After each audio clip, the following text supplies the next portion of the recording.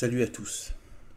Alors dans cette méditation numéro 2, je vais parler du Saint-Rosaire et des compréhensions, des sortes de lumières qui me sont venues pendant que je pratique le rosaire. C'est des moments riches en moments de grâce, en compréhension, mais aussi parfois en béatitude. Toute proportion gardée, mais des états parfois un petit peu qui ressemblent à de la béatitude. Et aussi, voilà, on sent l'âme en travail, en fait. Voilà, et qui est travaillée d'ailleurs, d'en haut.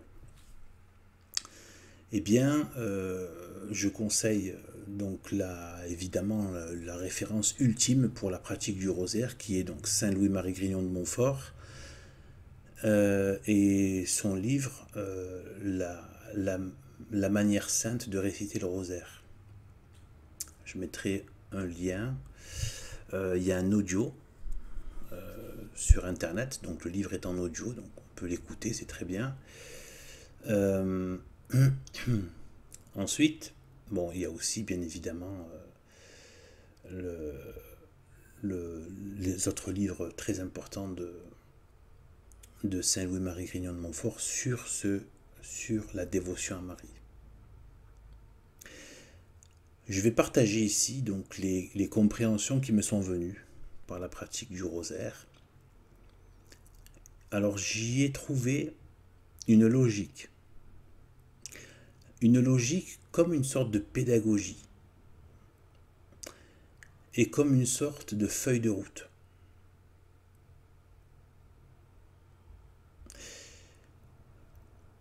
Au travers donc des différents mystères. Et en plus de façon chronologique. Sur la vie du chrétien. Alors tout d'abord, j'ai remarqué, m'est venu à l'esprit, donc qu'il y a les conditions du salut. Puisque le Christ est venu faire une œuvre de rédemption et de sauver l'humanité qui veut bien être sauvée par la Sainte Marie. On ne le répète pas assez, et souvent c'est à cause des anti-Christ en général qui se disent, parfois même qui se disent chrétiens, mais qui nient l'œuvre, l'importance capitale et même sine qua non de Sainte Marie. Et en fait, l'incarnation aurait pu se faire sans femme. Il aurait pu se tirer comme ça, de créer un corps à partir de rien. Donc c'est pas pour rien. Je referme la parenthèse. Donc les conditions du salut, la rédemption du genre humain qui veut bien se sauver, qui le choisit aussi. Lui choisit de sauver tout le monde par défaut. Et après, il ne sauve au final que ceux qui participent à leur salut, qui veulent du salut.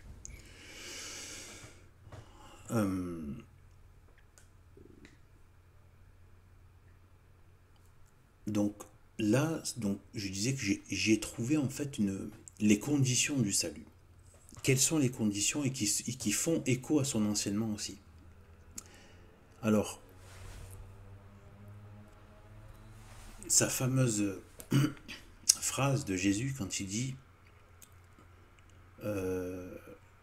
nul ne vient à moi si Dieu ne l'attire. Donc en fait, on y est presque pour rien dans notre rédemption. C'est d'abord Dieu qui nous y attire. Et cette attraction, elle peut se faire de différentes manières, mais aussi par des grâces. Même des pécheurs, même en plein dans le péché, en plein dans le reniement de Dieu, des fois on reçoit des grâces et on s'en rend compte plus tard qu'en fait Dieu a essayé de nous attirer. Même dans ces états-là. Ensuite, euh, c'est Dieu qui donne la grâce et qui sauve. Et ça commence déjà par le Sainte Marie elle-même, puisque il lui a donné une immaculée conception avant.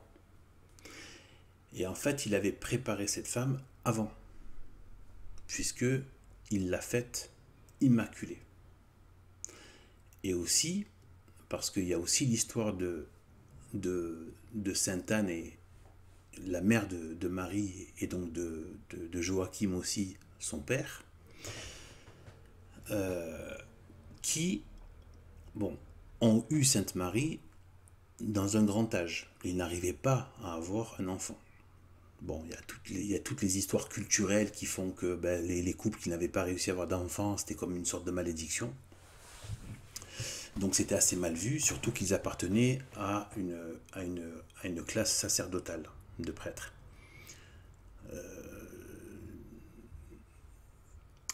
Saint Zacharie, donc le père de Jean-Baptiste, pardon, non pas Saint Jean-Baptiste, Joachim, non, Joachim je ne sais pas. Bon, là c'est pas important. En tout cas, il voulait avoir un enfant, donc, et après il est allé faire d'ailleurs une retraite pendant 40 jours. Il a fait pénitence pendant 40 jours.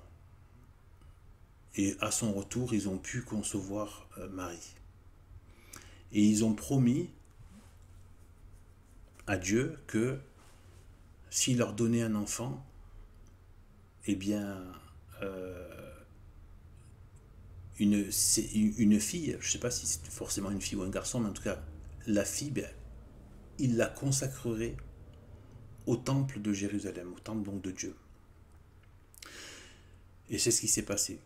Quand ils ont eu du coup l'enfant, Sainte Marie, eh bien la mère, de 0 à 3 ans, l'a allaitée, s'est bien occupée d'elle, et dès les premiers moments de sa vie, elle était très, très portée sur la religion, sur la foi, sur Dieu. Et sa mère l'a préparée, Sainte Anne l'a préparée pour la vie donc au temple. Un peu comme là quand il y a les vierges qui se consacrent à l'église, très jeunes. Et donc elle était consacrée au temple. Donc dès 3 ans, et par contre elle était enlevée à ses parents. Elle ne la voyait plus. Après peut-être qu'ils devaient sûrement la croiser et tout ça, mais elle ne vit plus avec eux. Donc elle vit avec et pour le temple. Voilà, jusqu'à un certain âge.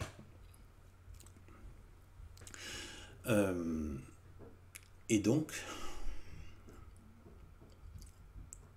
tout ça pour dire que une des conditions, c'est que, c'est Dieu qui attire lui-même. En fait, Dieu fait tout si on le laisse faire. Quand il ne fait plus, c'est qu'on a fait obstacle. En gros, c'est ça, l'œuvre de rédemption. Même si on le fait parce que, soit par attirance du péché, pour le péché, soit par orgueil, soit par péché d'ignorance, parce qu'on ne veut pas chercher à savoir, soit par rejet de la grâce, soit par peur, des fois, la peur d'aller vers Dieu, on ne devrait pas, on devrait demander la grâce de ne pas avoir peur d'aller vers Dieu, de ne pas avoir les conséquences de changer. On peut avoir peur des conséquences sur sa vie, sur sa vie sociale, etc., etc., sa vie économique, etc., etc. Donc c'est Dieu qui attire et qui s'annonce à la personne. Donc là, c'est l'annonciation, le mystère de l'annonciation. C'est déjà une façon d'indiquer aux chrétiens que c'est Dieu qui va s'annoncer à lui. Ça peut être par le biais des parents, de ses parents, qui vous annoncent, qui annonce à l'enfant l'existence du catholicisme, qui annonce l'existence de la vie religieuse catholique. Donc ça lui est annoncé à un moment ou à un autre. Donc il y a cette annonciation. Chaque chrétien aussi, on lui annonce à un moment de sa vie l'existence de la chrétienté. Il ne le saurait pas de lui-même. Enfant ou plus tard. Donc il y a toujours un moment où c'est l'annonciation. Voilà. Certains, ça a juste d'avoir vu des croix, même si ce sont des étrangers, ils ont vu des croix, ils ont vu des églises. Bon, ça a été une annonce. Dieu s'est annoncé. Donc il y a l'annonciation. Bon, dans le cas de Marie, c'est quand même spécifique, hein, parce que là, on parle voilà, on parle de la reine du ciel et de la terre. Mais donc, il y a cette annonciation. Ensuite, c'est Dieu lui-même qui purifie. Si on répond à l'annonciation, donc comme Marie a répondu, alors il purifie. Il donne, pas forcément tout d'un coup, on n'est pas tout pur, mais il commence à donner des moyens de purification. Comme pour Sainte Marie, l'Immaculée Conception et la chasteté. Chose qu'il va donner aussi à Saint Jean-Baptiste. Non pas l'Immaculée Conception, mais beaucoup de grâce, énormément de grâce. On le reverra quand je parlerai de la visitation, et la chasteté aussi. Et donc, il vient donc, il amène des moyens de purification. Et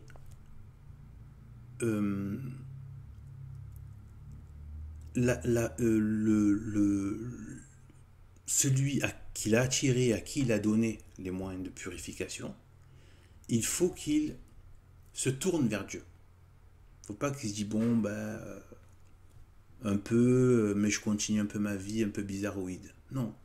Il veut, donc là, je vais m'appuyer sur les exemples du rosaire, donc, il veut la consécration. Il veut qu'on se donne à lui et qu'on lui donne notre vie d'ici-bas, notre vie tout court. C'est pas juste... ça peut faire peur. Ça nous fait peur, donner sa vie. Et pourtant, ça correspond à son enseignement. Il y a pas, j'ai pas les bons, je l'ai pas noté, donc je vais le dire un peu de mémoire, comme ça il peut y avoir 2-3 petites erreurs, mais vous allez vous en rappeler, ou pouvoir vérifier quand il dit qu'il n'y a pas de plus grand acte d'amour que de donner sa vie pour ses amis. Et ensuite il dit, celui qui donne sa vie la gagnera, celui qui perd sa vie la gagnera, celui qui veut la garder la perdra. Moi, j'ai fini par comprendre ce qu'il y a derrière. C'est-à-dire qu'en fait, il y a une vie qui se fait pas seule. On ne peut pas vivre seul, sans Dieu.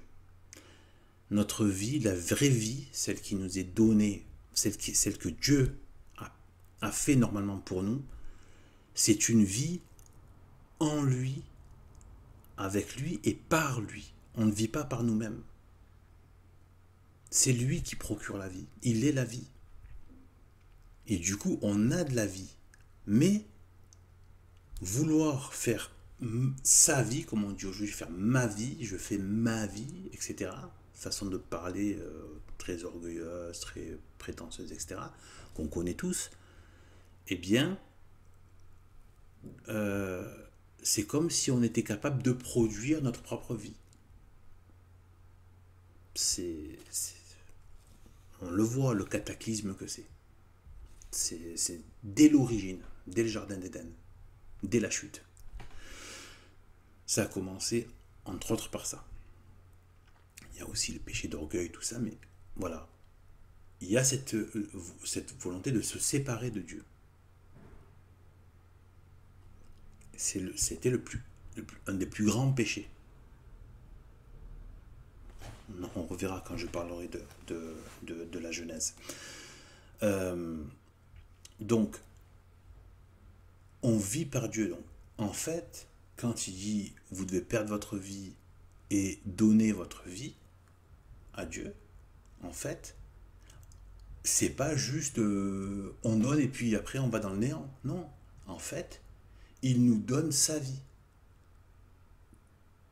En fait, on lui donne notre vie par amour et lui nous donne sa vie. C'est sa vie divine. Donc il nous fait vivre sa vie, nous en tant que créatures, bien sûr. Et du coup, on participe de sa vie à lui parce qu'il se donne, donc on fait l'expérience de son amour et de sa vie, de sa béatitude, même de sa connaissance, même si ici c'est très imparfait. Il veut nous faire participer à la connaissance de lui, sachant que des milliards et des milliards d'années au ciel, des milliards de milliards d'années au ciel, on n'aura jamais fini de connaître la splendeur de Dieu, de connaître Dieu, de connaître la perfection divine, d'en faire le tour. On n'aura jamais fini d'en faire le tour. On découvrira toujours encore plus de choses. Donc il n'y a pas de lassitude, à vie. Et plus on en découvre, et plus c'est sublime. C'est pas que de la connaissance, c'est l'amour. Vivre l'amour de Dieu.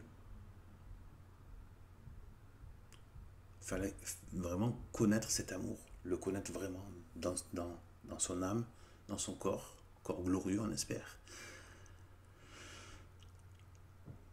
Et cet amour dépasse notre entendement.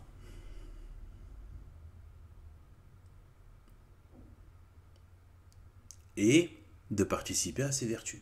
Parce que c'est vraiment trois choses. Hein. C'est ce qu'on retrouve. C'est-à-dire sa justice. Ce qu'on appelle la justice, ça je l'ai appris assez récemment, quand on dit ceux qui pratiquent ma justice, et donc c'est ceux qui pratiquent les vertus. Parce qu'il ne peut pas y avoir de justice sans vertu. Quelqu'un de. Voilà, un juge vicieux, un juge qui va pas avoir une vertu et pure, eh bien il va avoir des mauvais jugements, il va être injuste. Donc, il y a un lien entre l'équilibre, la justice et les vertus. Et donc les grâces de Dieu par ses vertus, son amour et la connaissance de lui. Et tout ça à l'infini. À l'infini. C'est-à-dire que dans la vie éternelle, ce sont des choses qu'on est appelé à vivre pour l'éternité. Donc il veut qu'on se consacre à lui. Et on apprend donc dans le rosaire que donc il y a chez qui il fait sa demeure, chez celle qui est consacrée à lui. Avant même la naissance, elle était déjà consacrée au temple, c'est-à-dire à Dieu, puisque Dieu était, comme dans l'hostie, réellement présent dans le Saint des Saints, dans le tabernacle. Eh bien, elle était déjà prévue pour Dieu, et ensuite elle a été consacrée à Dieu. Ça, c'est une chose que je veux dire par rapport à Sainte Marie, c'est-à-dire qu'elle n'a jamais, c'est pour ça que la phrase prend tout son sens, le Seigneur est avec vous, Dieu est avec vous. Avant même sa naissance, elle était déjà, par ses saints parents, Sainte Anne et Saint Joachim, déjà consacrée au temple, donc à Dieu. Ensuite, elle passe dans la vie civile pour un mariage. Immédiatement, elle reçoit l'annonciation, elle accepte, elle devient la servante de Dieu, et elle reste dans la chasteté, et elle est avec Dieu, elle a carrément Dieu en elle. Elle est passée le temple de Dieu dans Jérusalem, le temple de Jérusalem, à le temple en elle, qui elle-même est devenue le temple. Pour la suite de la prochaine alliance. Ensuite,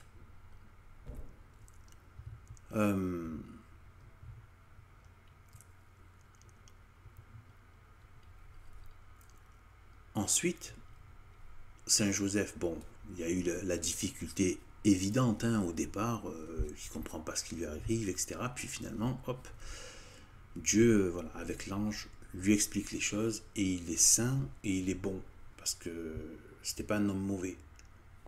Voilà, il a accepté cette vie de chasteté. On ne se rend pas compte. Hein, il est très parlant dans le silence, Saint Joseph. Il ne parle pas, mais dans ses actes, c'est immense tout ce qu'il a fait. Et donc, on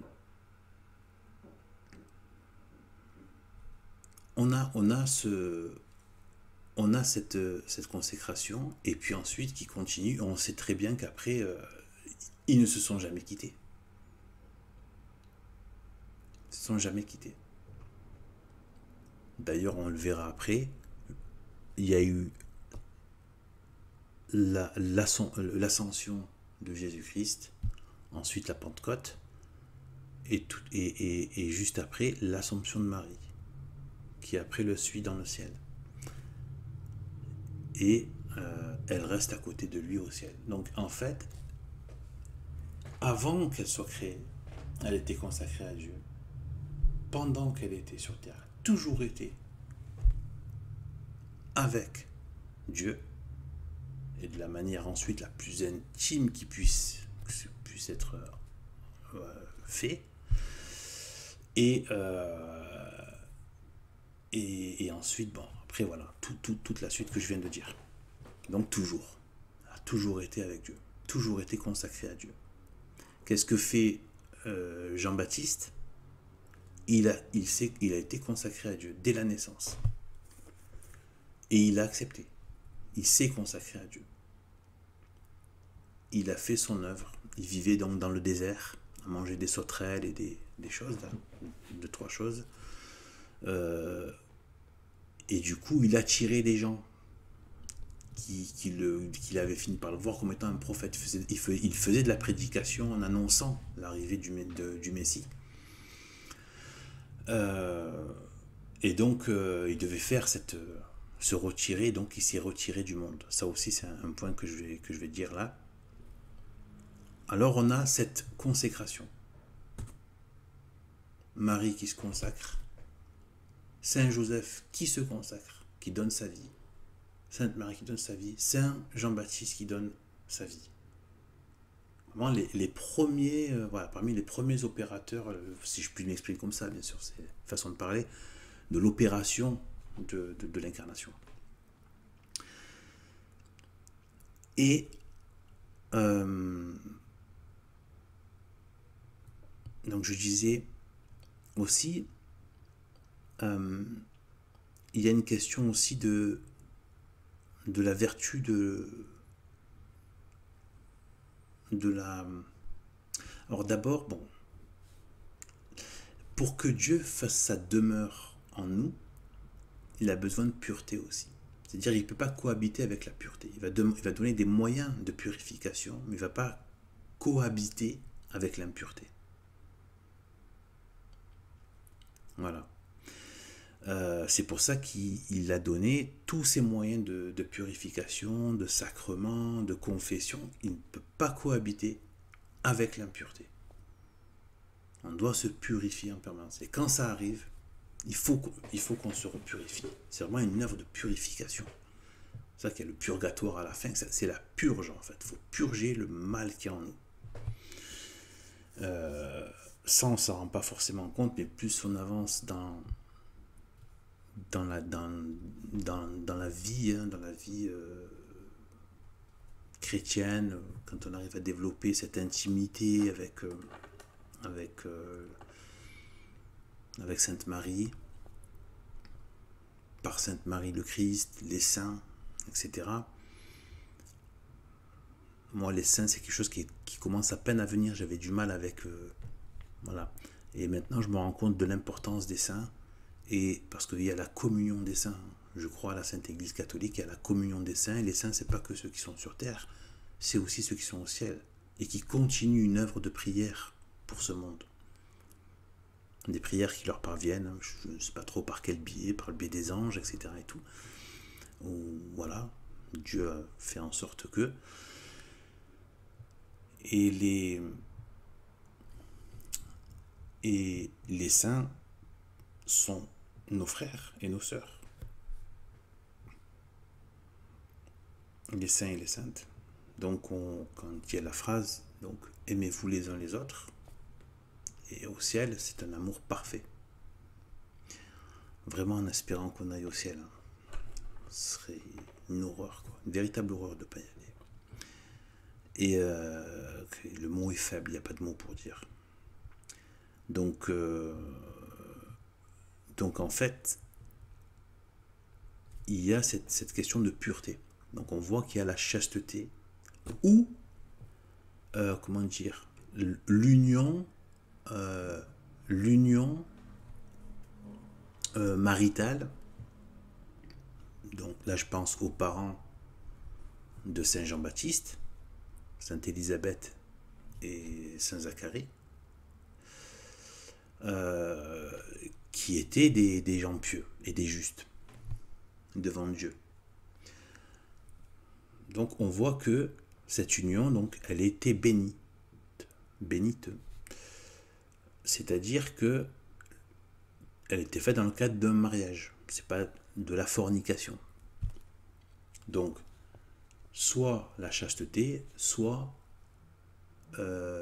l'union charnelle, mais bénite par Dieu et selon les principes, voilà, ce qui est validé en termes de pratique, évidemment, même par le bon sens finalement, parce que l'Église dit qu'il faut faire que ce que la nature a prévu de faire, rien d'autre. Il ne faut pas aller inventer des choses, etc.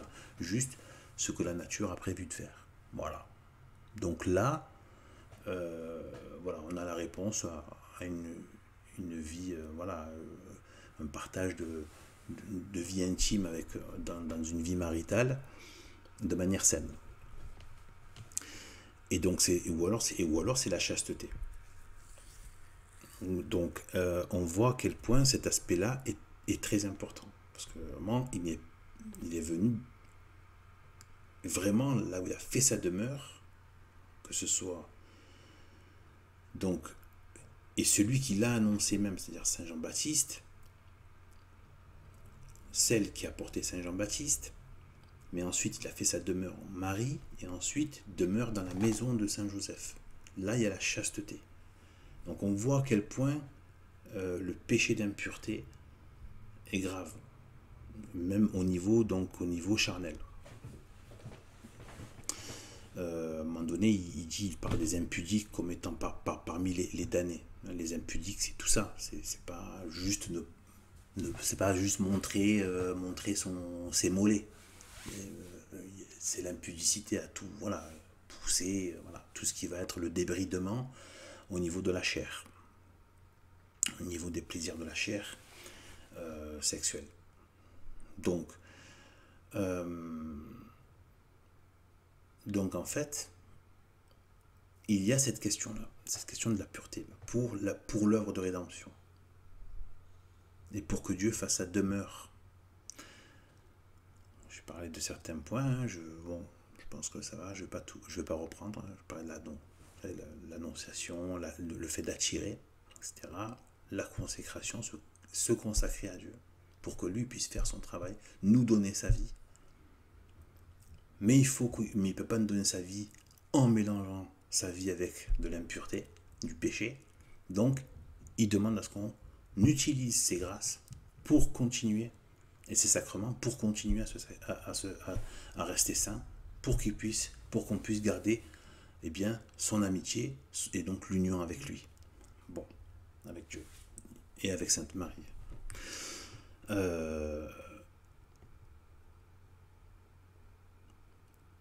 Aussi, donc on voit que il n'y a pas que le côté l'impureté au niveau charnel, tout ça, au niveau sexuel, voilà. Il y a aussi le monde, les impuretés du monde. Le monde est impur parce que les êtres humains ont le péché originel, qui leur donne déjà une très mauvaise tendance. Mais en plus, il y a les démons qui ont donc créé des cultes, des faux plaisirs, etc. Enfin, qui ont créé, c'était aussi dans l'homme, mais ils ont beaucoup travaillé à l'exciter, à exciter toutes les idolâtries, toutes les ambitions, les folies de pouvoir, etc., etc., qui ont fait tant de malheur dans l'humanité, de l'esclavage aux guerres, aux meurtres, massacres, viols, tortures, etc. Et donc, il y a l'impureté du monde aussi. Et là, ce que j'ai trouvé dans le rosaire, c'est que ce qui m'était venu, c'est que il retire du monde ceux avec qui il est en amitié.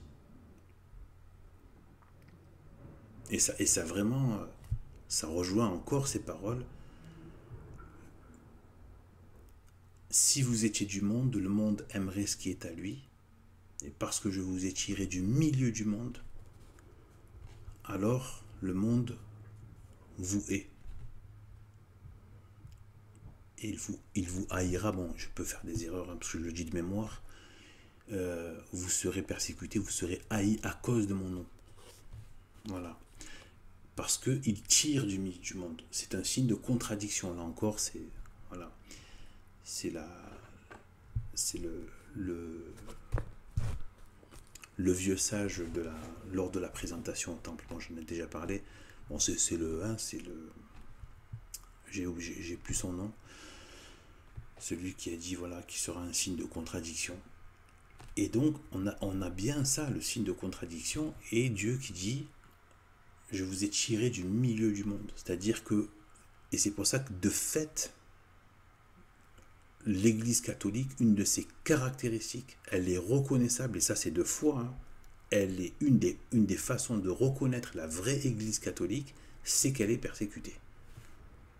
Elle a toujours été persécutée.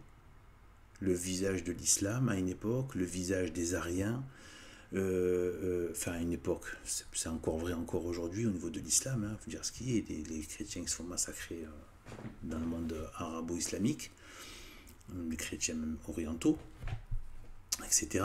Il y a eu l'arianisme, les hérésies en interne qui ont fait d'énormes dégâts. Ensuite, il y a eu tout ce qui est le protestantisme, il y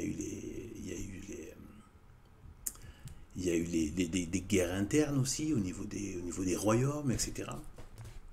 Et il y a eu bien sûr après, la franc-maçonnerie, avec ce qu'on connaît aujourd'hui, hein, donc cette persécution du Christ aujourd'hui. Donc l'Église a toujours été persécutée. Voilà. Et comme Jésus, dès la naissance, ça fait référence à la vidéo précédente, voilà, dès sa naissance, il arrive au monde déjà persécuté. Hérode veut le faire tuer. Jusqu'à la fin. Il y a une parenthèse qui est faite, c'est la vie cachée de Jésus, celle de quand il travaille avec son père, etc., quand il grandissait comme ça. Mais ça aussi, ça a une vertu. Même dans le rosaire, même ça n'apparaît pas. Mais ça a une vertu. Ce que j'y ai compris, c'est que, j'espère que c'est juste, hein, ce que je dis, donc ça c'est pas de foi, mais ce que j'ai compris, c'est qu'en fait, là, il faisait son devoir d'État. Il nous a montré qu'il fallait faire son devoir d'État en toute simplicité, sans être dans l'adoration du travail et des biens de ce monde, mais sans non plus manquer à cette obligation, voilà, de faire son devoir d'État. Donc là, il nous a vraiment montré, voilà. Mais c'est pas la fin de tout. Le but, c'est pas de se faire une grande carrière, non. Le but, c'est de vivre, de participer à la vie de la société à sa mesure. Voilà. Après, ça n'empêche pas que certains sont riches, mais on le sait très bien ce qu'il a dit aux riches. Il faut qu'ils se débarrassent de leur richesse. Donc qu'ils en fassent une œuvre de charité, d'obéissance et qu'ils en fassent une œuvre chrétienne. Non pas une œuvre de vanité, de profitage, de jouissance terrestre, etc. etc. Donc il y a ce côté, donc le monde qui est, là j'ai envie de reprendre un peu le magnifique la magnifique phrase de Sainte Marie quand elle a dit le cloaque d'impureté, en parlant des prêtres de la modernité, des soi-disant prêtres de la modernité, du Vatican dévoyé. Eh bien, le cloaque d'impureté. Voilà, le monde est un cloaque d'impureté. Donc Dieu, avec les démons, les ambitions, les recherches de plaisir, voilà, avec bien sûr impur, etc. Donc, un cloaque d'impureté, se retirer du monde. Ça ne veut pas dire qu'il ne va pas aller, parce qu'il le dit lui-même qu'il est venu pour les pécheurs. Parce que voilà, si tout le monde était déjà saint, il n'y aurait pas besoin de faire cette œuvre de rédemption. Mais il va les attirer, comme on le disait au départ, les attirer, s'annoncer à eux, d'une manière ou d'une autre. Hein, c'est pas lui directement forcément, c'est parce que comme je disais, savoir que l'Église existe, tout ça c'est de l'annonce. Dieu, voilà, Dieu a mis sa présence, il s'annonce. Voilà. Des croix, même pour ceux qui ne sont pas nés dans un endroit catholique, chrétien, etc. Des croix dehors, tout le monde a entendu parler. On marche dans la rue, trouver quelqu'un qui n'a jamais entendu parler de Jésus, personne. Et donc,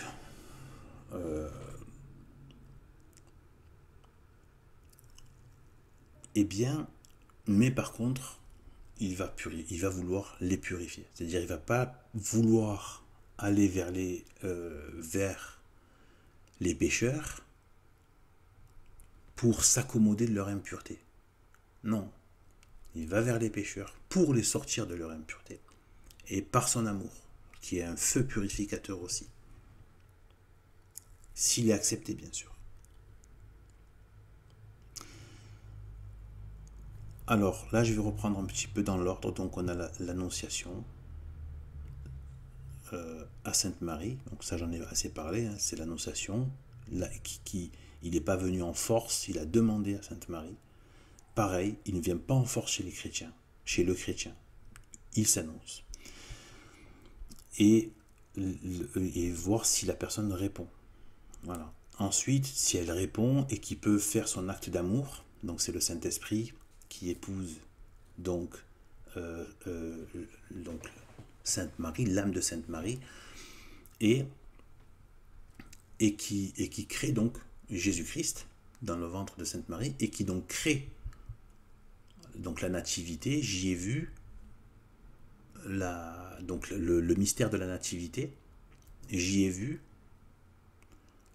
la nouvelle naissance du chrétien. La nouvelle naissance, le baptême. Il naît dans l'église Sainte-Marie par le Saint-Esprit, l'époux de Marie.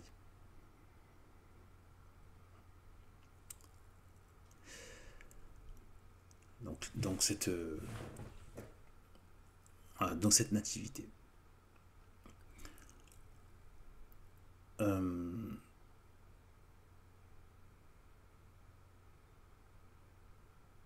Ça reprend un petit peu, si vous voulez, le processus de l'Église qui est l'Annonciation. C'est un peu, on peut aussi dire qu'il y a une sorte d'enseignement, même si c'est pas un enseignement comme un cours ou des choses comme ça, mais c'est un enseignement.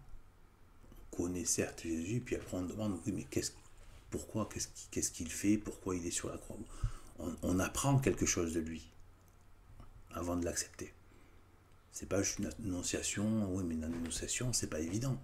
C'est pour ça, donc, c'est un peu le catéchisme, si on veut. On annonce dans le catéchisme l'œuvre de Dieu, l'œuvre de rédemption. Si c'est accepté, il y a le baptême. Donc la nativité. Donc, l'annonciation, la nativité, deuxième mystère. La nativité, donc, nouvelle naissance du Christ dans l'Église, par l'Église, donc dans Sainte Marie, par le Saint-Esprit. Ensuite, il y a la visitation, qui est associée à la charité par Saint Louis-Marie Grignon de Montfort. Donc la charité. Pourquoi la charité ? Alors, moi j'ai déjà entendu dire que la charité, c'est l'obéissance à Dieu. Je suis 100% d'accord, mais je trouve que c'est pas suffisant. Parce que il y a vraiment toujours les trois vertus théologales qui travaillent ensemble. C'est-à-dire qu'il y a quoi dans les vertus théologales? Donc il y a la foi, l'espérance et la charité. Mais la charité ne peut pas être vraie et aboutie si il n'y a pas la foi. La foi, c'est quoi? C'est ce qu'on vient de dire par rapport à l'annonciation. Mais après, j'ai élargi cela à l'enseignement. La foi, encore, c'est de connaître, de savoir ce à quoi on croit.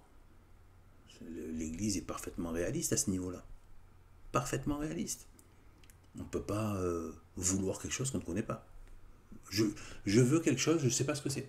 Donc c'est vraiment, ça serait vraiment grossier même comme façon de procéder. Non, là il y a la foi. La foi c'est, mais cette foi-là, elle vient pas que d'en bas. C'est ça la différence. C'est-à-dire qu'il y a pas, il y a la foi avec les, donc on apporte à la raison naturelle humaine, mais après on dit attention. Il faut faire œuvre d'humilité pour avoir le complément divin, c'est-à-dire que qu'il y ait aussi la foi qui soit donnée par en haut. Voilà, donc déjà tu as assez d'informations. Après tu fais œuvre d'humilité, tu demandes à Dieu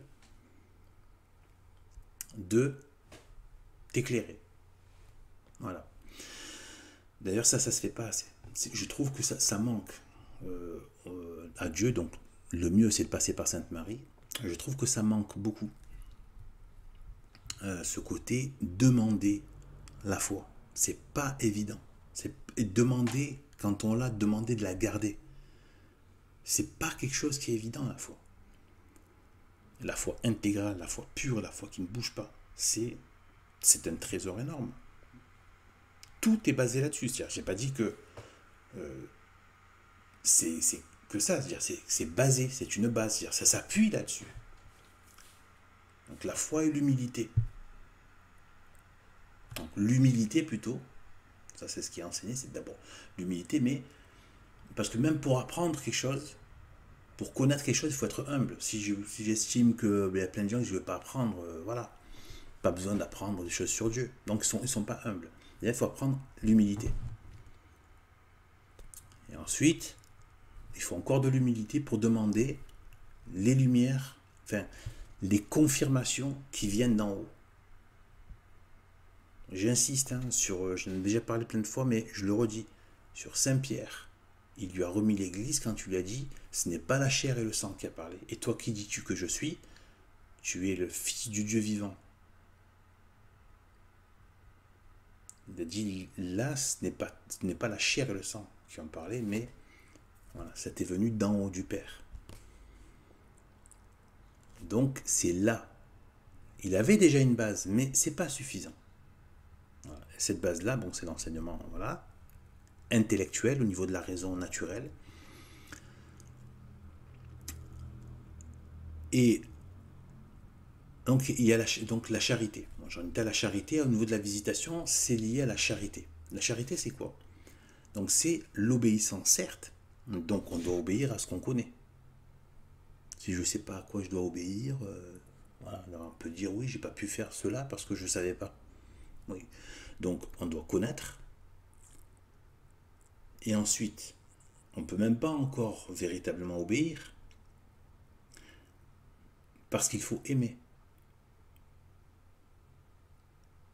Donc c'est un peu lié à l'espoir aussi, c'est-à-dire qu'on ne peut pas espérer dans ce qu'on n'aime pas. Donc une fois qu'on l'a connu, qu'on a cette connaissance, donc on sait la valeur que ça a et on l'aime et on soupire après cette valeur qui est Dieu. Et sa création, et son œuvre, et sa vie, et la vie qu'il propose. Donc il y a l'espoir, l'espérance, la vertu d'espérance. Et la garder surtout, enfin tout le temps, mais surtout dans les moments difficiles, dans les moments où ça va pas dans la vie, quand on est dans les tribulations, quand on se prend des tuiles, etc., quand on se prend des coups, quand ça commence voilà, à être dur. Gardez la foi dans les pires moments. Gardez l'espérance dans les promesses de la rédemption et de la vie en Dieu futur. Eh bien, je sais, je connais, pas obligé d'être un grand théologien, mais je connais, j'espère, donc je veux ce que je connais maintenant, et j'obéis, parce que l'union elle va se faire par l'obéissance. L'union à Dieu se fait par l'obéissance. Qu'est-ce qui se passe quand des enfants désobéissent à leurs parents? Il y a une friction, il y a un conflit. Qu'est-ce qui se passe quand des subordonnés dans le travail ne font pas, passent leur temps à ne pas faire ce qu'on leur dit de faire? Eh bien, à un moment donné, le supérieur ou le patron ou la patronne se séparent. On ne peut pas rester en union dans le travail avec quelqu'un qui passe son temps à vous désobéir. Donc on voit que même au niveau terrestre, on comprend la chose. Donc cette union donc dans la charité, donc oui c'est de l'obéissance, mais on obéit cette obéissance pour qu'elle soit parfaite, parce qu'il ne faut pas oublier que c'est un acte d'amour, la vie divine. C'est un acte d'amour. C'est pas juste on va vous mettre des lois, il faut obéir, quoi. Non, c'est un acte d'amour. On obéit à ce qu'on aime. On n'obéit pas à quelque chose qu'on n'aime pas. On obéit à quelqu'un qu'on aime. Regardez comme les amants, c'est-à-dire un couple qui s'aime vraiment, comme ils s'obéissent l'un à l'autre. La femme, comme elle a envie de faire la volonté de son homme, sans même qu'il lui demande quelque chose. Elle lui obéit. Pareil pour l'homme. Combien d'hommes se mettent à obéir à leur femme au doigt et à l'œil parce qu'ils l'aiment. On voit même des enfants, des parents obéir à leurs enfants. Ils aiment tellement leurs enfants qu'ils leur obéissent trop. Voilà. Donc, ils leur obéissent ou ils leur font leur volonté. C'est ça aussi. En fait, l'obéissance, c'est pas tant juste obéir, c'est pour faire la volonté de Dieu. Et donc la vivre. Voilà. Et cette volonté, c'est pas une volonté de mal, c'est une volonté de bien. Sauf que des fois, ce bien nous dépasse, donc il nous fait peur. Voilà. Le bien que Dieu a, eh bien, il nous fait peur et on craint de perdre des plumes, de souffrir, etc. et tout. C'est notre aspect naturel et aussi notre péché originel et les démons qui font que, eh bien, voilà, on ne répond pas forcément présent, mais c'est que du bien en fait. En vérité, ce n'est que du bien. Ce n'est que de l'amour. Donc, faire la volonté de Dieu, c'est faire sa volonté d'amour, de lumière, de justice, de bonté. Et oui, donc l'obéissance, elle est plutôt comprise avec la connaissance, donc connaître celui à qui on doit obéir, et on va lui obéir, certes, mais la perfection de cette obéissance, c'est pas que par la crainte servile ou par l'obligation extérieure, c'est par l'amour. On obéit parce qu'on aime, ça c'est la vraie charité. Et ça, donc j'ai retrouvé ça donc ou plutôt c'est ce mystère qui m'a inspiré ce que je vous dis là. C'est-à-dire le mystère de la visitation de Sainte Élisabeth. Où la charité s'exprime. C'est-à-dire que ils ont été dociles à Dieu. Ils ont été dociles à Dieu. Et ils lui obéissent. Ils lui obéissent.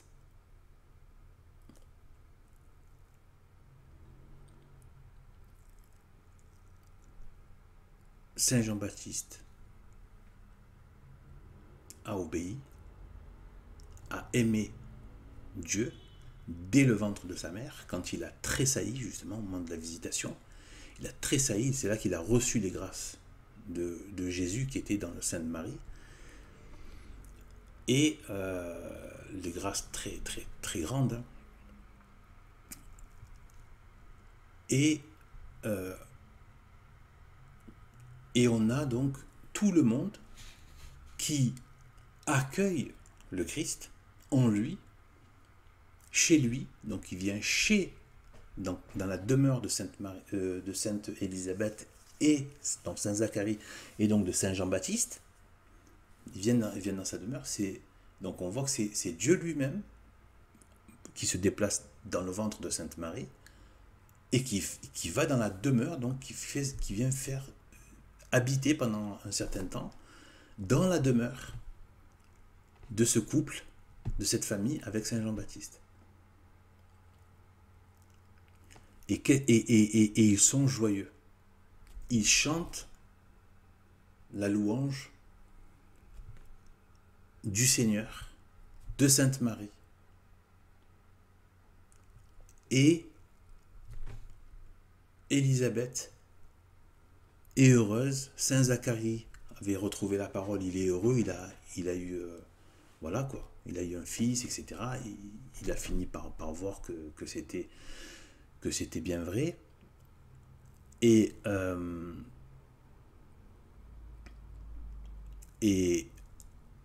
Saint Jean-Baptiste qui tressaille de joie aussi, on ressent aussi la joie, mais même si à mon avis c'est aussi le fait qu'il reçoit l'Esprit Saint aussi, il tressaille, donc il y a une célébration, une fête. Et pourtant, Saint Jean-Baptiste et Marie vont souffrir. Vont souffrir. Par amour. D'accord ? Ils vont souffrir et ils vont aussi être retirés du monde.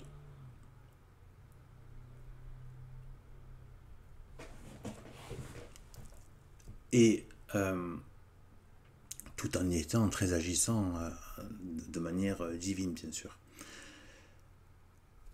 Eh bien, là, c'est de là que j'ai vu que la charité, c'est pas que de l'obéissance aveugle. Obéir à Dieu parce que c'est la loi, etc.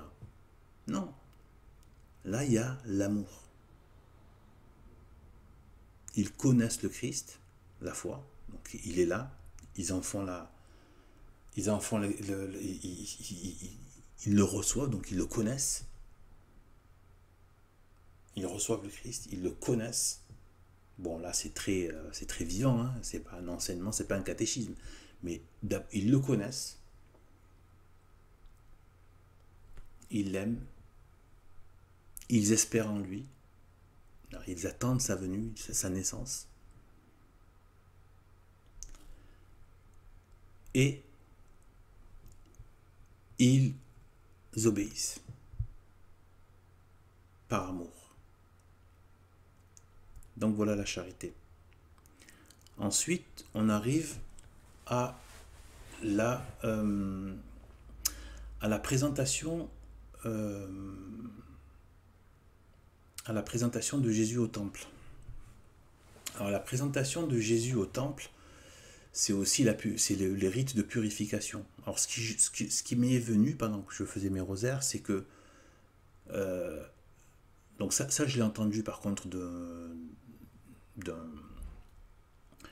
il me semble que c'est de Saint Louis-Marie Grignon de Montfort, sur le fait que eux qui sont la pureté même, Sainte Marie et Jésus, immaculés, céleste, divin pour Jésus, un Dieu pour Jésus, et qui viennent faire ce rituel. Donc c'est pas pour rien. Donc c'est un acte d'humilité de leur part, mais c'est aussi un enseignement encore pour la vie du chrétien. Comme je disais là, pour cette logique de la feuille de route du chrétien. Qu'est-ce qui se passe ? En fait, là, déjà, ça dit au chrétien que ce dans quoi il est, même si c'est la nouvelle alliance, l'église dans laquelle il est, elle est issue d'une longue tradition. Et cette longue tradition, elle est respectable. On la respecte, il n'y a pas de rupture. Donc, il faut respecter aussi les rites de l'Église. Et les rites de l'Église, les sacrements, etc., eh bien, sont des moyens de sanctification, de purification. D'où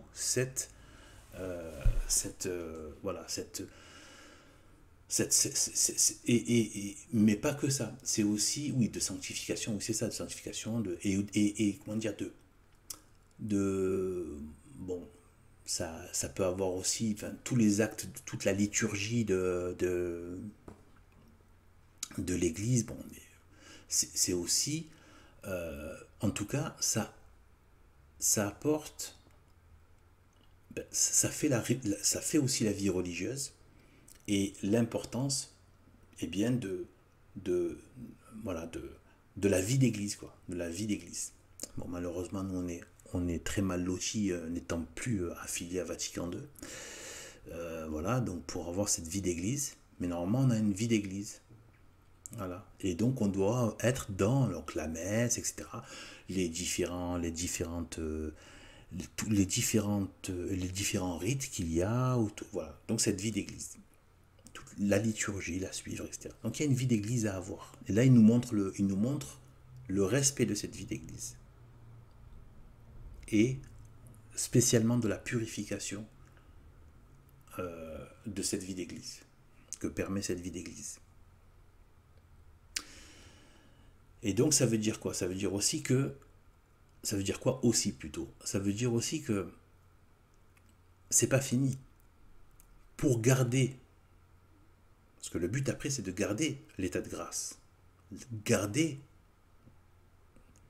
Dieu qui fait sa demeure en nous. Le garder, on peut le perdre. Il peut être retiré à cause du péché, à cause de l'impureté, à cause du reniement, à cause de tout ça. Péché mortel, etc. Donc, toujours garder, voilà, cette idée de purification et les pratiques de purification. Et notamment par la vie d'église, des sacrements et de la liturgie. Ensuite, c'est le recouvrement de Jésus au temple. Alors par rapport à ça, ce qui m'est venu, c'est que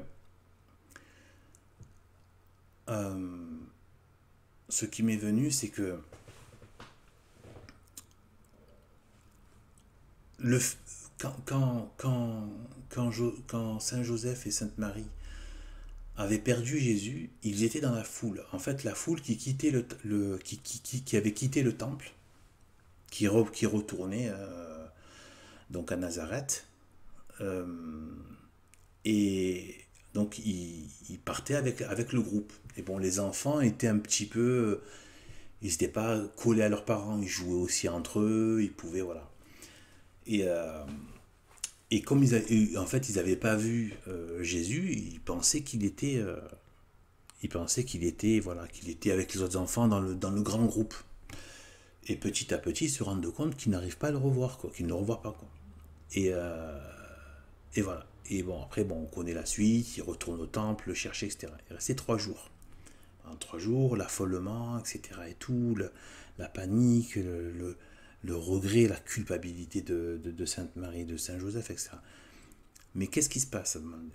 Quand ils arrivent, Jésus est avec des vieux sages dans le temple en train de parler des Écritures. Donc ça veut dire quoi? Ça veut dire qu'en fait, du moins ce que j'ai compris par la méditation, par ce qui me vient dans mes méditations du rosaire, c'est que il faut faire attention à la foule. L'effet d'ailleurs, j'ai écouté un très bon audio, et d'ailleurs j'ai aussi un livre de l'abbé Baudran qui parle du respect humain. Donc le côté, le respect humain, l'effet de groupe, la foule, la masse. La masse n'a pas toujours raison, elle a même souvent tort, mais bon. Ça ne veut pas dire qu'il ne faut pas faire partie d'un groupe, ça veut dire faut avoir une vigilance. Il faut garder, si le troupeau, s'il va dans le mauvais sens, il ne faut pas le suivre. Et il peut nous faire perdre la bonne direction. Donc, on peut perdre la foi. Ce que j'y ai vu, c'est qu'on peut perdre Jésus.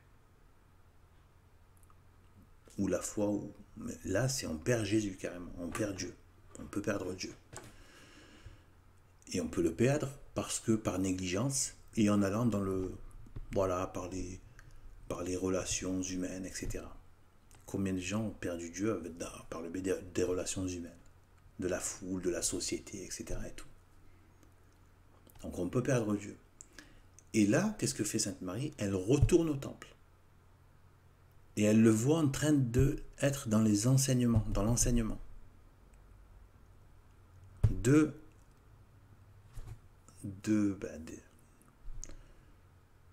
des Écritures saintes. Donc de la loi, de l'œuvre de Dieu, etc. Ça veut dire quoi? Ça veut dire que si on perd Jésus, si on perd Dieu, il faut retourner à son catéchisme, il faut retourner à l'enseignement. Voilà. À l'enseignement canonique. L'enseignement des anciens. Parce qu'il y a cette notion des anciens. Donc pour nous, c'est les saints-pères. L'enseignement des anciens. Revenir à ça. Si jamais on devait perdre le Nord quelque part, on revient à ça, on retrouve l'Église catholique. On revient au Père de l'Église.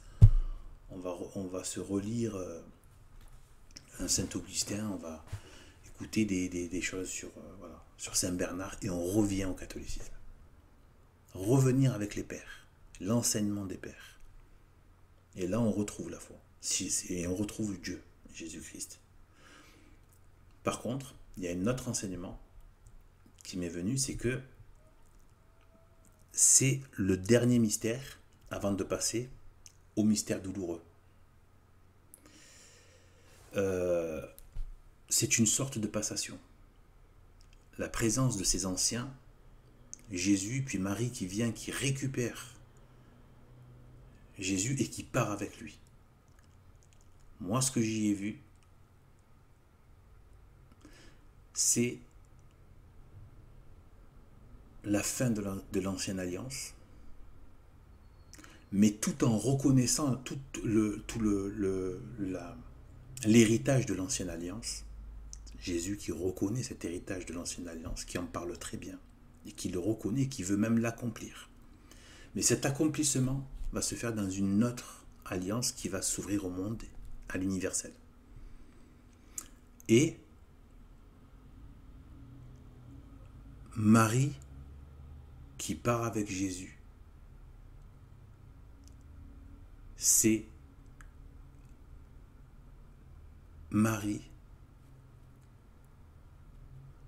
qui prend l'arche d'alliance, qui est la nouvelle arche d'alliance, et c'est elle maintenant qui a Dieu. Dieu est avec elle.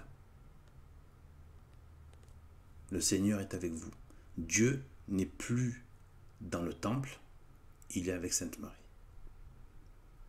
On peut trouver Dieu avec Sainte Marie. Sainte Marie récupère Jésus aux anciens. Il n'y a pas eu de clash, pas eu de conflit. Au contraire, il y a eu une célébration. Les anciens ont célébré Jésus. Jésus a célébré les anciens. Ils se sont reconnus mutuellement. Et on dit maintenant c'est terminé. Sainte Marie prend Dieu. Elle est le nouveau temple de Dieu. Et elle le récupère. Ensuite, on passe au mystère douloureux. Sur les autres, je vais passer plus vite. On passe au mystère douloureux. Donc là, c'est la partie du temple qui n'a pas accepté cette nouvelle alliance. La royauté, la divinité, le Messie, Jésus-Christ, Dieu, parce qu'ils voulaient rester ils étaient plus attachés aux lois de l'ancienne alliance qu'à l'accomplissement de celle-ci.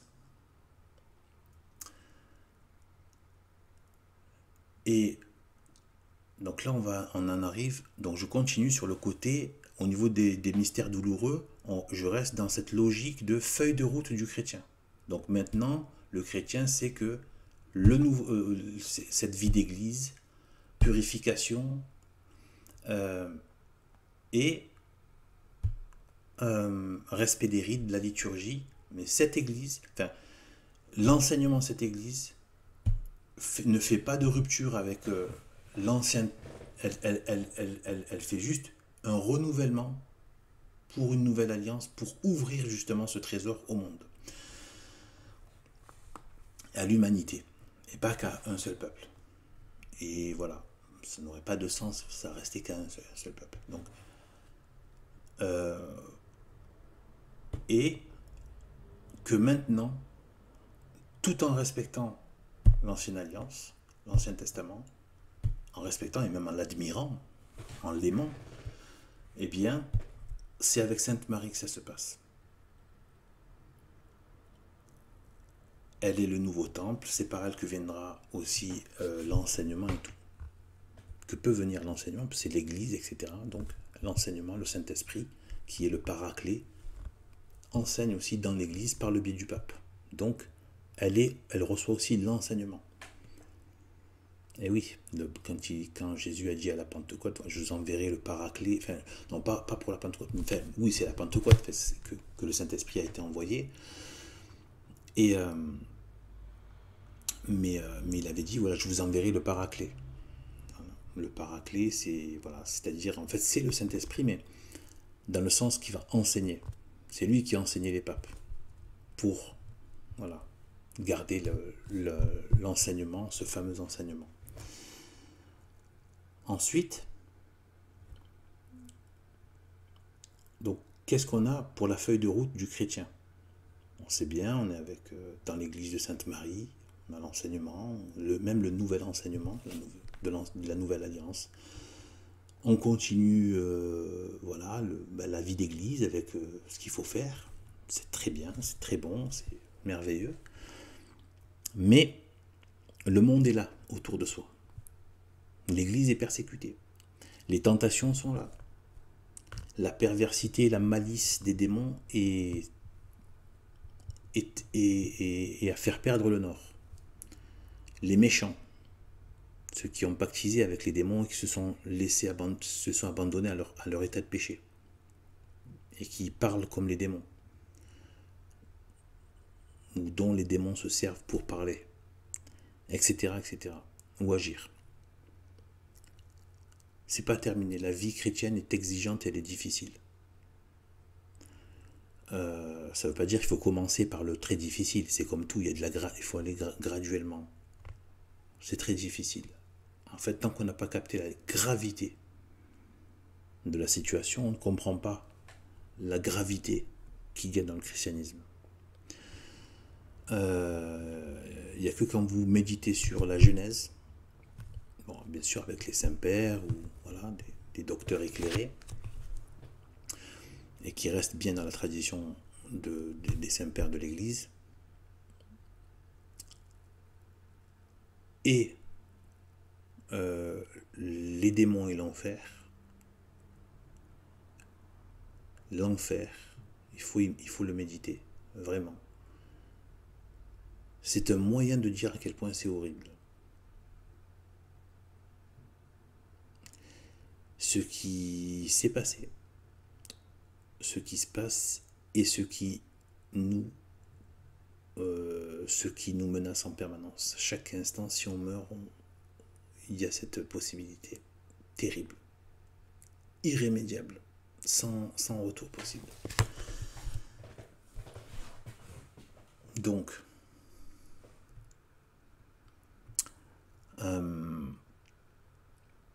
je vous rappelle quand même au passage quand même que celui dont l'image actuellement est sur le Saint-Suaire, et aussi cette photo que j'aime beaucoup de Notre-Dame de Guadalupe, c'est celle que je préfère de Sainte-Marie comme image. Je la trouve, mais alors, bref. Voilà, eh bien, elles sont toutes miraculeuses, ces deux images.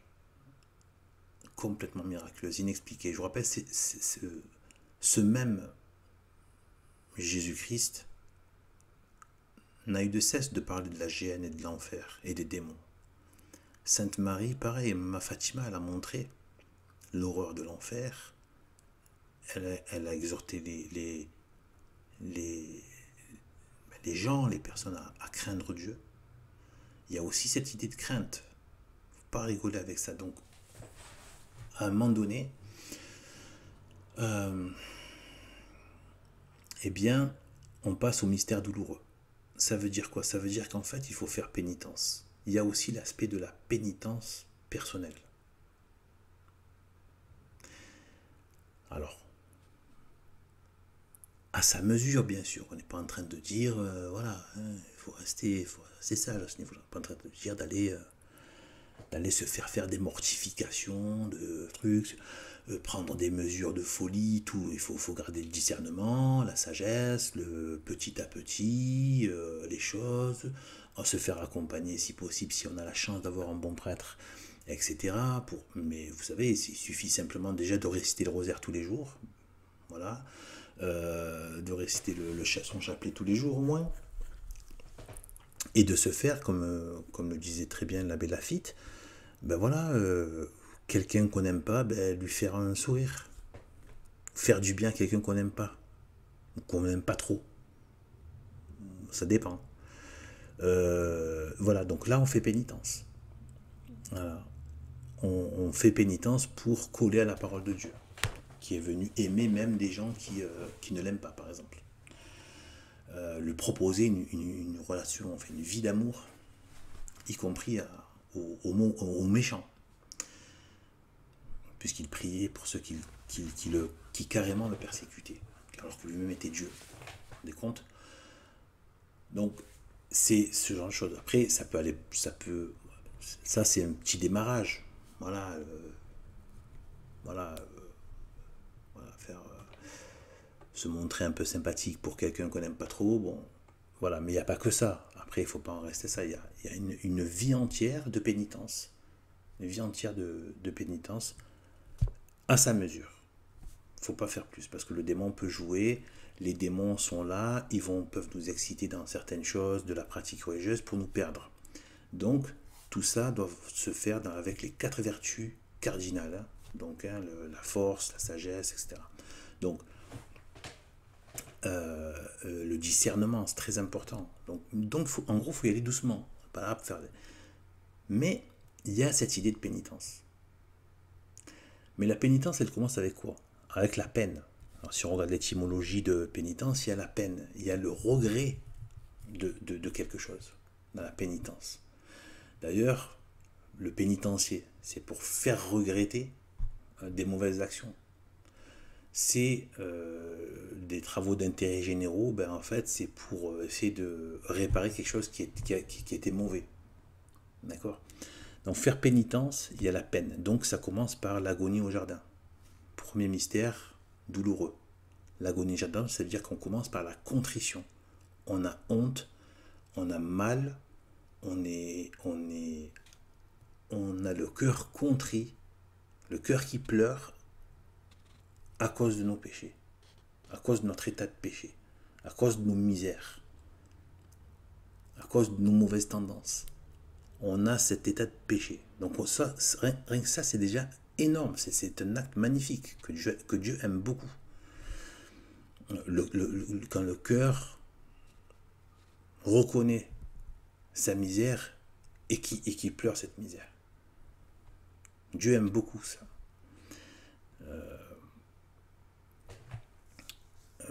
Donc, on a ça. Ensuite, donc, c'est pas suffisant de la contrition, il faut faire donc la pénitence.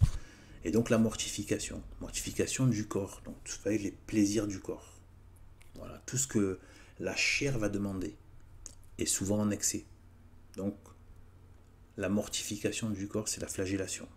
Méditation sur la flagellation, c'est pour remettre ce corps sous le commandement de l'intelligence et de la volonté, elle-même soumise à l'intelligence et à la volonté de Dieu. Donc, Ensuite, on en arrive donc au couronnement d'épines, qui là est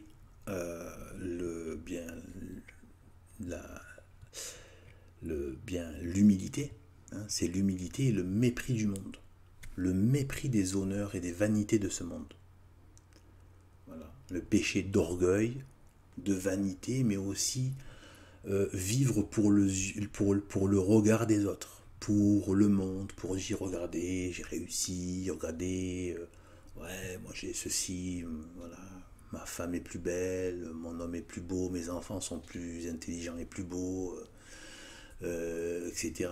Tout, vivre pour le monde et regardez, moi je réussis, toi tu n'as pas réussi, moi je suis monté, j'ai fait carrière, j'ai atteint tel niveau, j'ai du pouvoir, regarde, moi je te donne des ordres, et donc tu es en dessous de moi, moi je suis quelqu'un, enfin, tout ça, tous ces trucs-là, omniprésents dans cette société. Que ce soit de manière grossière comme dans le rap, chez le bas peuple, ou dans les élites du mal. Même dans les classes intermédiaires, dans les classes moyennes, hein, ça, voilà. Ça vit beaucoup pour le monde, hein, pour le côté mondain en fait. Donc les vanités du monde, donc Saint-Louis-Marie Grignon de Montfort dit qu'il faut les haïr chrétiennement. Il ne faut pas les haïr dans le sens où on va se mettre à maudire tout le monde. Non, il faut les haïr, il faut haïr ces vanités, ces faux plaisirs, ces vanités du monde, hein, voilà, et la vie mondaine, voilà, tout ça, il faut la haïr, mais chrétiennement, sans tomber dans la haine des autres ou de ceux qui le pratiquent, qui pratiquent ça. On ne doit pas les haïr. Déjà, on a assez à haïr notre propre état de péché avant d'aller haïr ceux des autres. Donc, ensuite, il y a le portement de croix. Donc, c'est la pénitence aussi. Et c'est là on se rapproche de l'élévation, c'est-à-dire qu'en fait, on ne rejette plus l'état de souffrance, on la porte. Les souffrances qui nous sont imposées, on y voit l'œuvre de rédemption qui se fait au travers de ça. Et je sais que c'est plus facile à dire, hein, qu'à faire ou qu'à vivre. C'est-à-dire que il faut vouloir porter sa croix. C'est-à-dire il faut vouloir les souffrances parce qu'elles vont nous purifier, elles vont nous rendre dignes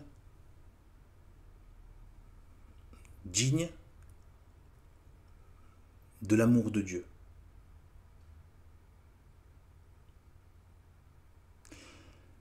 C'est un feu purificateur.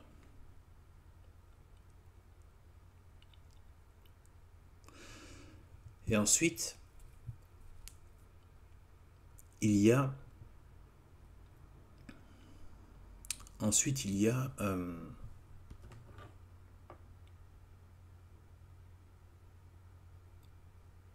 la crucifixion. La crucifixion, c'est quand on...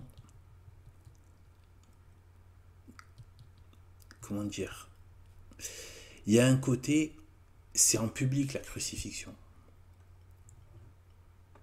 On accepte d'être persécuté. Enfin, on sait qu'on sera persécuté. Et limite, on s'y oppose même plus à ça. On n'essaie plus de fuir. C'est une fatalité. Donc, on meurt à ce monde. On meurt à ce monde.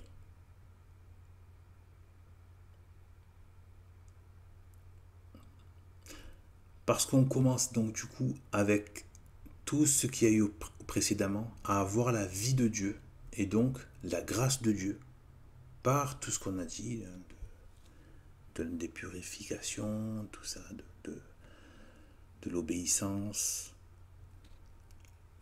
et de la pénitence qui apporte les grâces quand on a la vie en Dieu. Ça ne veut pas dire que les grâces effacent les souffrances, etc. Mais elles viennent vraiment donner des forces extraordinaires une justification extraordinaire, céleste à tout cela, et aussi par ce qu'elle laisse entrevoir, bien évidemment.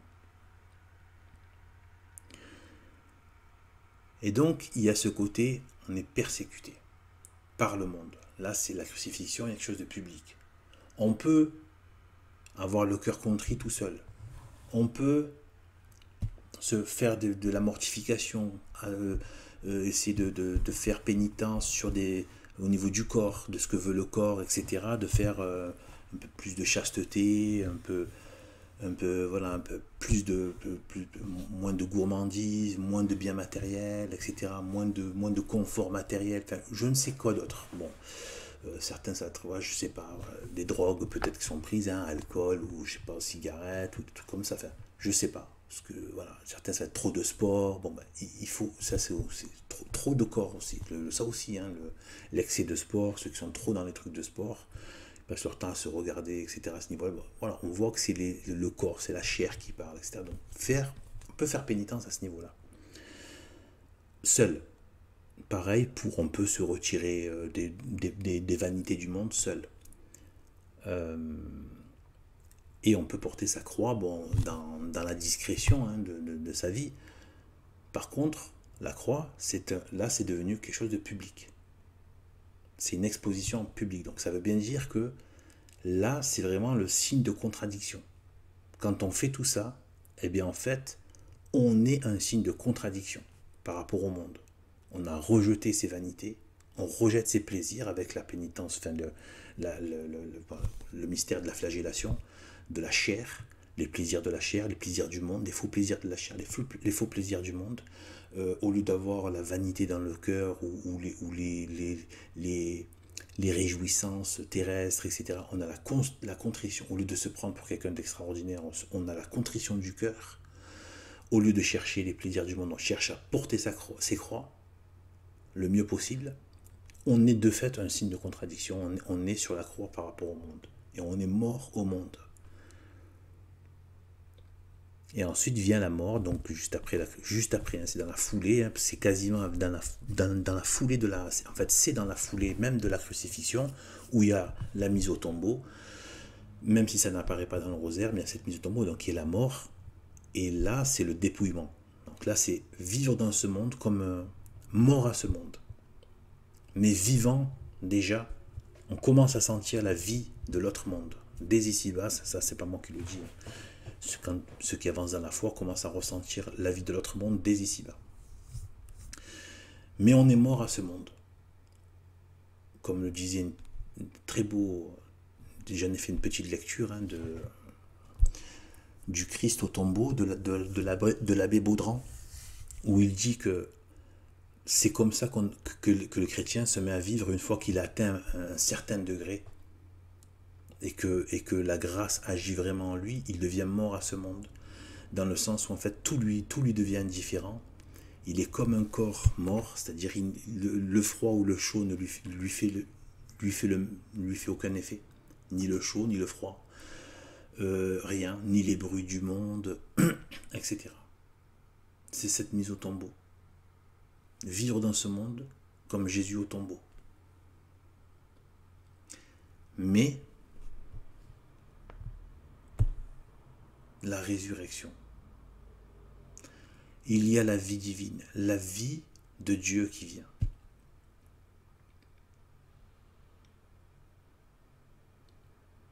Mais aussi, ça parle aussi donc de la résurrection au ciel. Là, c'est terrestre, où il y a une résurrection, on est de nouveau véritablement. Donc c'est la résurrection, on renaît. Quand on est mort à ce monde, eh bien on renaît en Dieu. Et donc c'est la résurrection du chrétien. Donc le baptême, c'est pour ça que le baptême n'est pas suffisant. C'est la base pour pouvoir après continuer et garder justement tout ce que j'ai dit. Hein, je ne veux pas tout répéter, bien évidemment. Voilà, de la naissance jusqu'à pour garder les effets du baptême, etc., etc. Et le baptême en lui-même, on a combien de millions de gens qui ont été baptisés, qui ont renié, parce que ça s'entretient. Ça fait pas tout.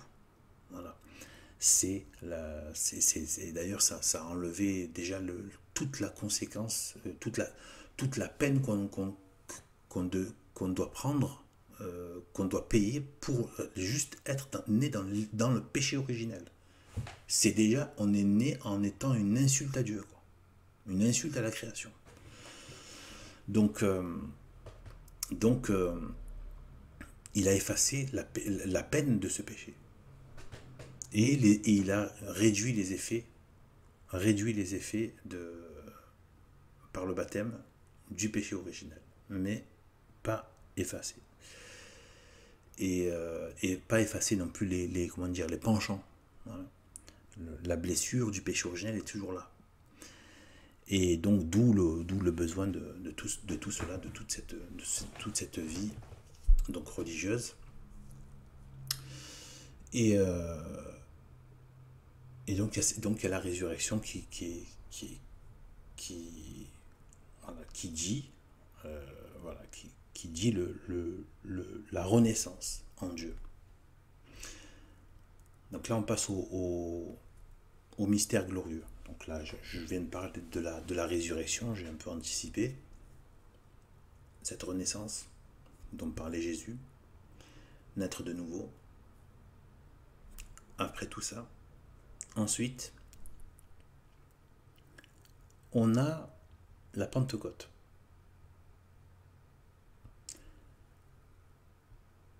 Et on a l'ascension. Cette vie en Dieu, ce que j'y ai vu, c'est que cette vie en Dieu, eh bien, elle se fait avec Dieu. Et par Dieu, et au ciel. Dans le royaume de Dieu. Et l'ascension nous montre le chemin. Et nous fait languir et nous fait soupirer après notre Dieu. C'est-à-dire que c'est dans ce sens-là qu'on doit regarder. Cette ascension nous dit vers quoi pointe notre vie. Le curseur, il pointe vers où? Il doit pointer vers le haut du dôme de la voûte céleste. C'est bien plus haut. Il nous a montré la direction et dit voilà où je suis, voilà où vous devez me rejoindre. Mais pour rester dans cet état, gardez les vertus, la pénitence, etc., la pureté, etc. Je vous laisse l'Église, donc le Saint-Esprit, qui est l'époux de Sainte Marie, donc l'Église, le Saint-Esprit qui va agir dans l'Église et vous aider à rester sanctifié jusqu'à la fin. Donc c'est le Saint-Esprit et qui va vous aider à vous sanctifier dans l'Église.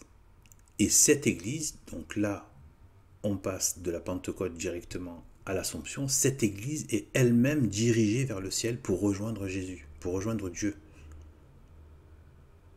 Voilà le sens de l'Église. L'Église aussi, tout entière, comme l'individu, eh bien, elle se dirige vers l'ascension de Jésus-Christ dans le même sens.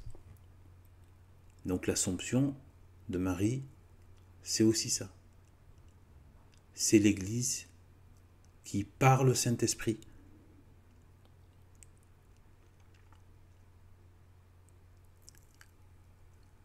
et Sainte Marie ont mis au monde Jésus. Alors c'est par le Saint-Esprit et par Sainte Marie, l'Église, eh bien qu'on va avoir Jésus, mais là dans le ciel, Dieu dans le ciel. Pour terminer avec le dernier et le plus glorieux, à mon avis, à mon sens, le plus glorieux mystère des mystères glorieux, et qui est le couronnement de Marie, Et par rapport à la vie la vie du chrétien dans sa feuille de route, eh bien j'y ai vu le couronnement, parce qu'elle est couronnée dans le ciel. Alors bien évidemment, on est heureux pour elle, on est heureux, on est fier, on est heureux que notre mère soit dans une telle félicité, dans un tel bonheur, dans un tel honneur, une telle estime infinie de Dieu, dans une telle beauté, une telle béatitude, une telle joie. Mais en même temps, vu qu'on est devenu ses enfants, si on le demeure jusqu'au bout, eh bien, on devient les co-héritiers, ça on le sait, c'est dans l'enseignement, on devient les co-héritiers du royaume de Dieu. Donc, Marie qui reçoit elle-même, en tant que personne, donc, sa couronne de reine du ciel et de la terre, c'est aussi toute l'Église, tous les membres du corps mystique du Christ qui reçoivent leur couronne glorieuse dans le ciel. Et ça correspond aussi, à mon avis, de ce qui m'est venu, du moins en méditation, eh bien, c'est pas anodin que ça se fait à la fin et que ça se termine comme ça, parce que c'est exactement comme ça que se termine aussi l'Apocalypse, avec l'enlèvement de l'Église. Voilà. L'enlèvement de l'Église. Et bon, ça je ne suis pas sûr. Apparemment, c'est pas forcément très certain. J'ai pas réussi à trouver quelque chose de complètement certifié, mais apparemment il y a eu des différentes thèses sur le fait qu'il se peut que ce soit Jésus-Christ lui-même qui soit venu chercher Marie, qui ait fait monter. Après sa mise au sépulcre, qu'il est venu la chercher. Donc ça correspond vraiment à la fin du monde. Jésus qui revient et après il y a l'enlèvement de l'Église. Bon, il y a le jugement, bon là il n'y a pas tout, mais c'est la finalité, c'est l'enlèvement de l'Église. Et donc il y a cette assomption qui pourrait être aussi donc l'enlèvement de l'Église et ensuite le couronnement des membres de l'Église dans le ciel et la vie divine au ciel et la vie de gloire, la vie glorieuse avec un corps, mais un corps glorieux, corps de lumière, corps de grâce et avec une autre âme mais complètement purifiée du péché originel et des péchés abominables sur la terre. Voilà ce qui a pu me venir. J'espère que tout cela vous apportera des bonnes choses en Dieu, pour Dieu et pour la gloire de Dieu. Au nom du Père, du Fils et du Saint-Esprit, ainsi soit-il.